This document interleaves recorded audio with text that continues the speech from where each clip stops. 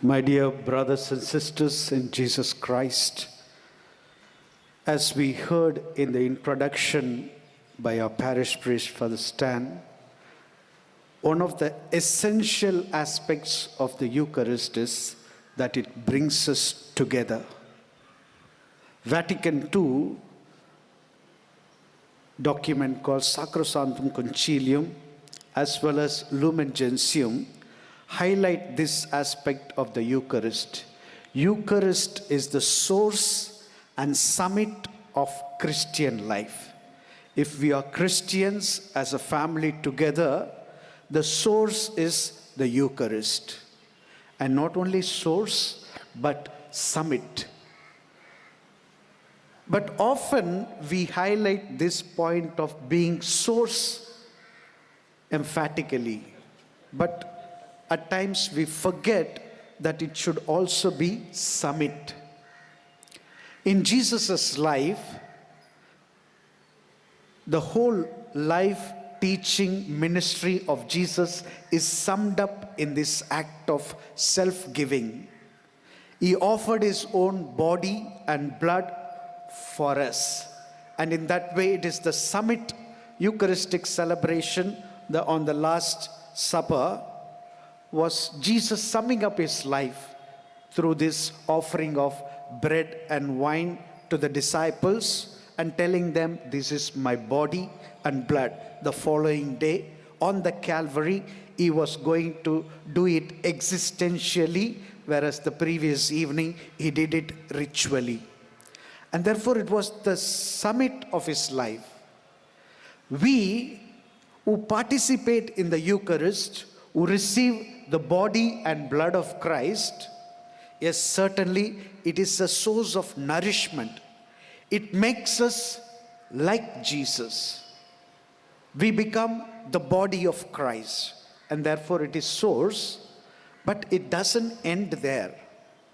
Our own lives have to become Eucharistic.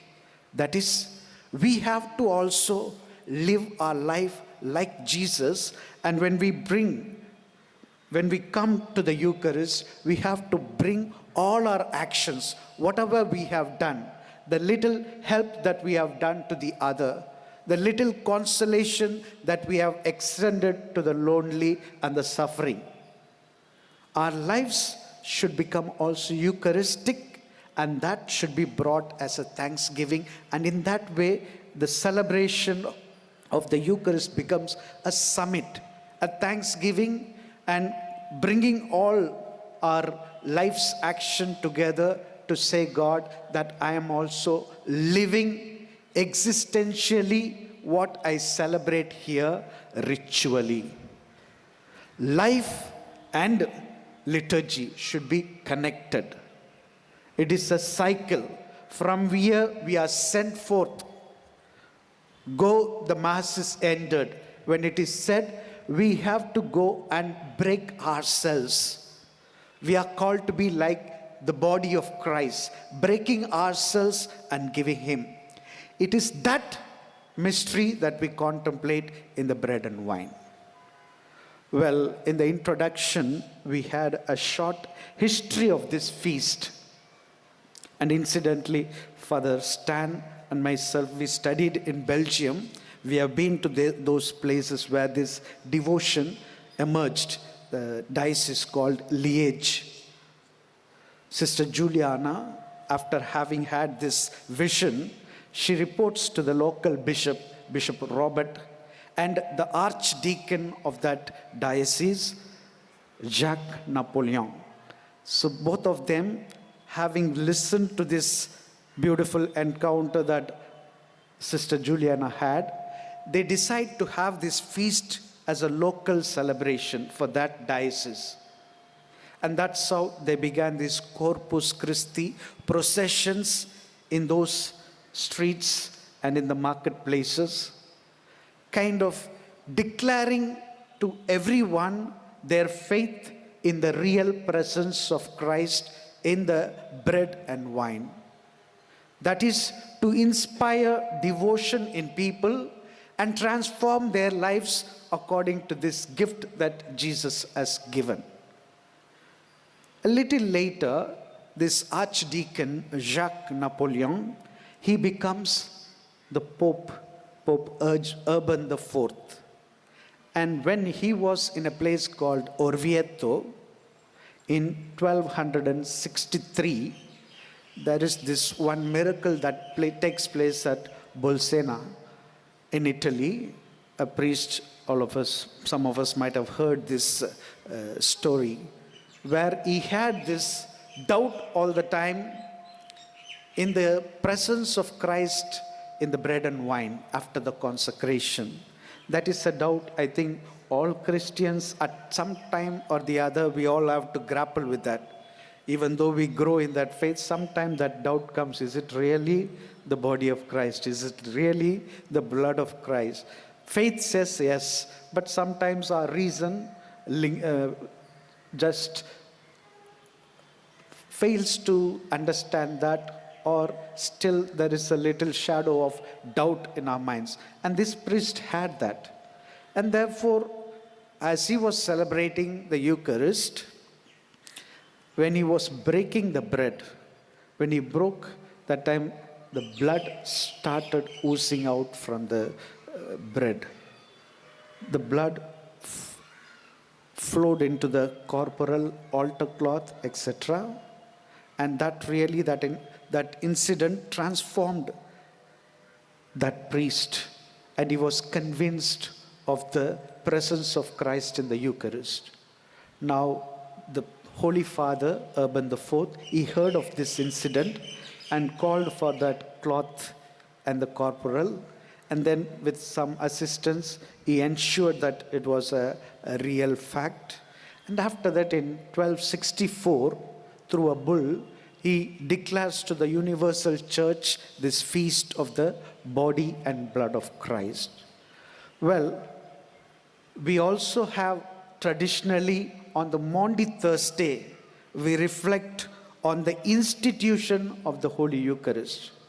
But that is celebrated in a sober mood, contemplating the passion, death, and resurrection of Christ.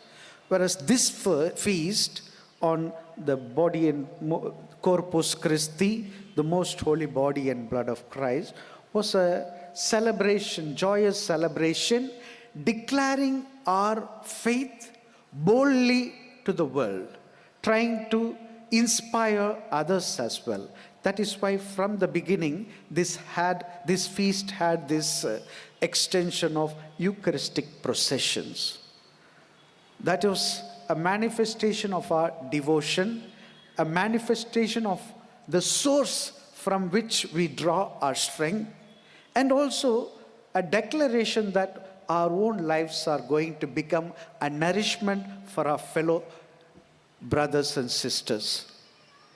And in this way, the later teaching also stressed that adoring the Eucharistic Lord in the form of bread and wine, we are called to become extensions of Jesus Christ. That is, we become His body on earth. There are three types of bodies that the fathers of the church always spoke about. One is the historical body, the Jesus that lived 33 years on earth, the body that he was possessing. And then the Eucharistic body, that is the bread and wine which become the body and blood of Christ during the breaking of the bread or during the Eucharistic celebration, Eucharistic bread. And then finally, the ecclesial body, that is we. We are all the members of the body of Christ. Christ is the head and we are the body of Christ. All the three are related, especially the Eucharistic body and ecclesial body. They are connected. Eucharistic body is for the sake of the ecclesial body. Saint Augustine would beautifully say, when people come for the Eucharist, he will say, the bread or the body is not only on the table, it is also around the table, the body. That's why he will say, when you receive what you are and be what you receive, he will say. So they are mutually related. We receive Christ so that we become Christ. If that doesn't happen, then we are putting a block. The Eucharist is not complete. At one moment of time in the history, in fact, that happened. That is, people stopped with the bread and wine. The devotion was centered on the bread and wine, but they forgot the finality or the destination for which Jesus becomes body and blood. That is, we have to receive him and we have to in turn become the body of Christ.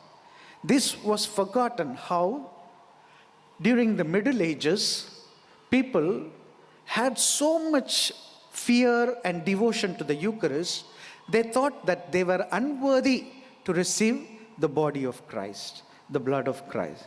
So they would go for Mass just to see that miracle of bread becoming body of Christ. So it was enough, the priest, you lift up. So when they see that moment of consecration, they are happy, and none of them went for receiving communion. It was only the priest who was celebrating, he was communicating on behalf of the people. A spirituality too much one-sided, that is body, Eucharistic body alone. And it took a long time. In fact, many saints also received very rarely the Eucharist at certain point of time. Whereas this was towards the end of the 19th century and beginning of the 20th century, that even children were encouraged to receive the Eucharist. And Christian faithful were encouraged to daily also receive the communion. But that was something strange at that time. But fortunately for us, Don Bosco, even during that time, he always encouraged his boys to receive the Eucharist. Because he understood that spirituality. He himself, as a boy, he would get permission from the confessor and try to receive. In fact, unless the confessor gave permission, they were not receiving the Holy Communion. It was a different spirituality. But whereas the liturgical movement before the Vatican II, they realized, no, the purpose of Jesus becoming food or the bread and wine is to be consumed. That human destination or the finality, unless we consume, it is not complete. He doesn't become a bread or just to be seen and adored. No. Something more is breaking. Breaking means it is supposed to be consumed. That is why he doesn't choose any object for instituting himself or realizing his presence, but he chooses bread and wine. That is food. Food has to be consumed. And that food becomes a nourishment both physically and spiritually, that our lives become Eucharist. That's why that our lives become Eucharistic, then we come back to the Eucharist. Eucharist becomes a summit of our own life. Otherwise, only looking at Christ, it is a personal devotion. But whereas, when we receive him from one bread, all of us receive, therefore we become one body. From one cup, we all share, and therefore we become one body, like we heard in the second reading. And that, these two things, the Eucharistic body and ecclesial body, have to be united. And that is why my professor of the Eucharist, Father Paul Puthanangadi, he was teaching us in KJC Bangalore, he would say, it is very good practice that we have the adoration in our communities, in our parishes. But do not stop your devotion there. In fact, he would put it in a funny manner, say, if you spend too much time before the Eucharistic Lord, the Eucharistic Lord will kick you, tell you to go out and see me there in my brothers and sisters. Do not be happy only looking at me in the Eucharistic bread. You become that, what you see, like St. Augustine said. I think that is also very important on this day when we adore the Lord, when we spend beautiful time before Him. Our devotion should not stop there. It should essentially push us to become Eucharistic people. We should become ecclesial body, the body of Christ. How do we do that? That is by paying attention to our brothers and sisters. Well, that is a big challenge. It is sometimes easy for us. One theologian by name Louis-Marie Chauvet, he will say, there are two scandals regarding the Eucharist. One is, how can this small bread become the body of Christ? An object. How can we call that as a... So it's a big scandal. Calling, in fact, non-Christians can't understand when we lift up that host and say, this is the body of Christ. Because it seems not possible. But yet, as we sing in that song Tantu Mergu, when senses fail, faith serves to compensate. Well, that is one scandal. The other one is finding Christ in our neighbor, in the face of the others. That is what the mystical body, a Eucharistic body leading to mystery. But many times we are happy with the first scandal. We easily believe Christ's presence in the Eucharist, that is in the bread, but we find difficult to see Christ in our neighbor, the ecclesial body. But he says it should have been much easier to find Christ in our neighbor, because that is more possible. Whereas God becoming a person in the bread, it seems to be more difficult. But we are easily inclined to believe in the tough one, but the easy one, that is seeing Christ in our neighbor, we find it difficult. So there is where our devotion should not stop. It should lead us to action. So Eucharist is a verb, not a noun. It is not to be there just for you. It is to make us become Eucharist. Well, அன்புக்குரிய சகோதர சகோதரிகளே, இந்த நாளிலே நமக்கு கொடுக்கப்படுகின்ற ஒரு முக்கியமான செய்தி என்னவென்றால், இயேசுவின் உடல் இரத்தம் இவற்றை நாம் இயேசுவினுடைய நீங்கா பிரசன்னமாகவும் அவருடைய மிகச்சிறந்த கொடையாகவும் ஏற்றிருக்கின்றோம். அவைதான் நம்மை நம்முடைய கிறிஸ்துவ வாழ்விலே நிலைத்திருக்கவும் அர்த்தம் மிகுந்ததாக நம்முடைய வாழ்வை மாற்றவும் உதவுகின்றது. நற்கருணை என்றாலே உறவை மையப்படுத்தி உள்ளது. ஆகவே தான் நாம் பயன்படுத்துகின்ற பொருட்கள் நற்கருணைக்கு அவையும் சரி, நாம் செய்கின்ற செயல்கள், நாம் பயன்படுத்துகின்ற வார்த்தைகள், இந்த மூன்றுமே உறவை மையப்படுத்தியதாக இருக்கின்றது. நாம் இயேசுவோடு இந்த நற்கருணையிலே உறவு கொள்கின்றோம், அவரை உட்கொள்வதன் வழியாக. அந்த உறவு நம்மை நம்முடைய சகோதர சகோதரிகள் மத்தியிலே உறவை ஏற்படுத்தி கொள்ள உதவுகின்றது, உதவ வேண்டும். அப்படிதான் அது அர்த்தம் உள்ளதாக மாறுகிறது. ஏன் இயேசு அப்பத்தையும் ரசத்தையும் எடுத்தார்? ஏனென்றால் அப்பம் என்பது அதனுடைய சாரம் எதிலே இருக்கின்றது என்றால் பகிர்தலிலே. நான் அயல் நாட்டிலே படித்து கொண்டிருக்கும் பொழுது இந்த ஒரு சிந்தனை வெளிச்சம் எனக்கு கிடைத்தது. நாம் பிரெட் அவ்வளோவா எப்போ சாப்பிடுவோம்? நோயாளிகளாக இருக்கும் பொழுது தான். நான் அந்த கம்யூனிட்டியில் கூட சொல்லுவேன், அங்கே தினமும் ப்ரெட்டு சாப்பிடுவாங்க. நான் அவங்கக்கிட்ட சொல்லுவேன், நாங்கள்லாம் சிக்கானா மட்டும்தான் ப்ரெட்டு சாப்பிடுவோம், மற்ற நேரத்துலலாம் சாப்பாடு ரைஸ் தான் சாப்பிடுவோம். ஆனால் அங்கே சாப்பிடப்படுகின்ற அந்த பிரெட் அல்லது அப்போ ரொட்டி, அதனுடைய வடிவம் நல்ல பீட்சா நம்ம இங்கே சாப்பிட்றோம்ல அந்த மாதிரி இருக்கும் ரொட்டி. அதை பீத்து அல்லது உடைத்து தான் சாப்பிட முடியும்.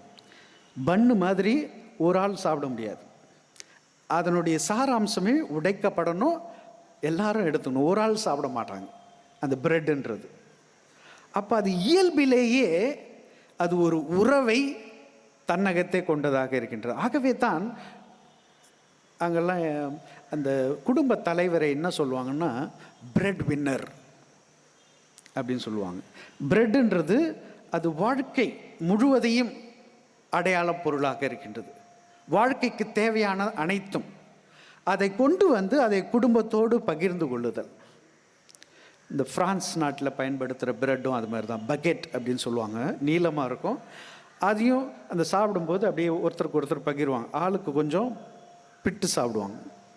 அதாவது அந்த பகிர்தல் அப்படின்னும் பொழுது அந்த ரொட்டின்றது வந்து உறவு சம்பந்தப்பட்டது.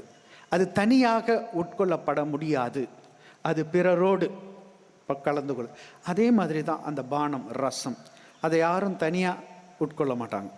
அது ஒரு குடும்பமாக, அதுவும் சிறப்பான தருணங்களிலே சில நினைவுகளை, நபர்களை நினைத்து கொண்டு இவருடைய நினைவாக நாம் இதை அருந்துவோம்.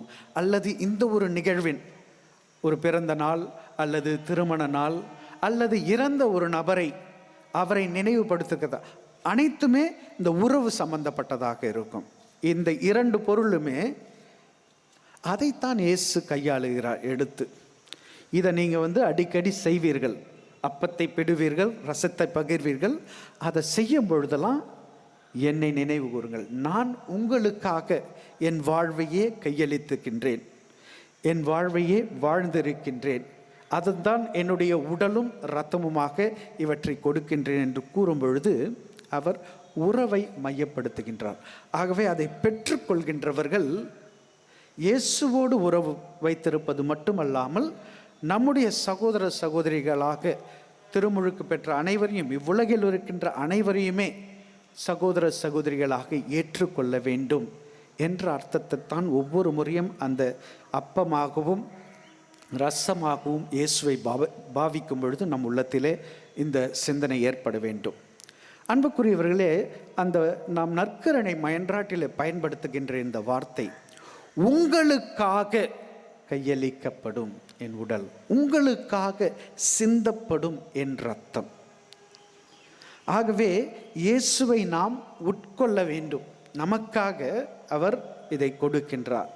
இந்த உங்களுக்காக சொல்லிட்டு இங்கேயே டேபிள்லேயே வச்சுருந்தோம்னா, வெறும் ஆராதனை மட்டும் பண்ணிகிட்டு இருந்தோம்னா அதனுடைய அந்த உறவு அர்த்தம் போய்விடும். அதனால தான் இன்றைக்கு எல்லோரையுமே நம்ம பல நேரங்களிலே பலர் சில காரணங்களுக்காக நற்கருணை நீங்கள் பெறக்கூடாது என்று கூறப்படும் பொழுது நம்முடைய திருத்தந்தை பிரான்சிஸ், முன்னாள் திருத்தந்தை கூறுவார், இந்த நற்கருணை என்பது சிறந்த வாழ்வு வாழ்ந்தவர்களுக்கான பரிசு அல்ல, மாறாக துன்ப துயரத்திலே பாவத்திலே விழுந்திருப்பவர்களுக்கான ஒரு மருந்து.